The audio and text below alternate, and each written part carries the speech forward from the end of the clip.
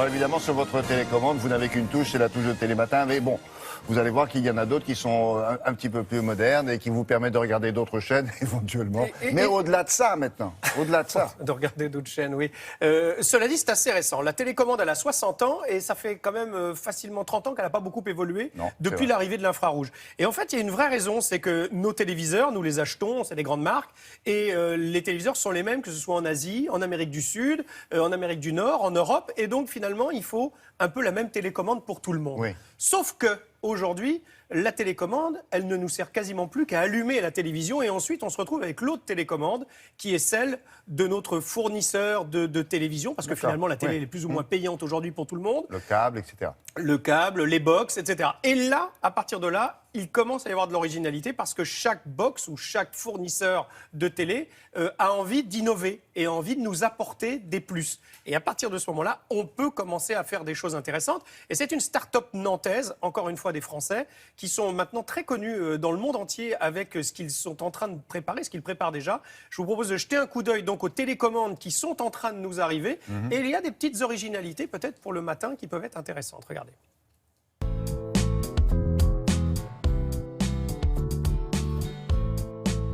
On voulait rassurer 100% des utilisateurs, donc embarquer 100% des gens avec nous, avec une télécommande avec une face classique, des boutons. Ensuite, ce qu'on observe sur cette télécommande également, c'est qu'elle inclut une bague. Et la bague permet de passer d'un environnement d'usage à un autre. On a tous expérimenté de repasser par un menu très compliqué pour aller chercher une application. Là, l'idée, c'est vraiment d'arriver très facilement d'un environnement à l'autre, donc passer de la télé au mode vidéo à la demande ou à ses chaînes préférées sans avoir à repasser par la case menu. Enfin, on a 3 pictogrammes qui viennent informer d'événements. Vous regardez un programme en direct et sur une autre chaîne, il y a un match. Le pictogramme s'allume, vous appuyez sur le bouton et vous voyez l'action du but qui a été marqué sur notre chaîne. Et quand vous appuyez, vous revenez sur le programme que vous étiez en train de regarder. La série que vous avez l'habitude de regarder doit démarrer. Le pictogramme cœur, donc le favori, s'allume. Vous appuyez sur ce pictogramme et vous pouvez avoir accès à votre série que vous ne voulez surtout pas louper. La forme est finalement assez liée à l'expérience qu'on veut avoir aussi avec l'objet. Nous, par exemple, on travaille sur une télécommande cube où on profite du côté multiface de l'objet pour travailler sur un environnement aussi multi-usage.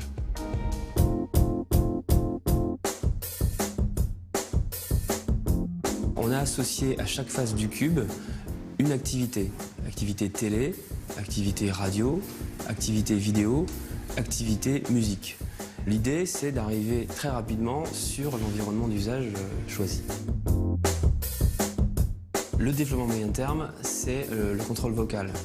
On pense que la technologie n'est pas tout à fait mûre, mais à moyen terme, on contrôlera sa télé au moyen de la voix.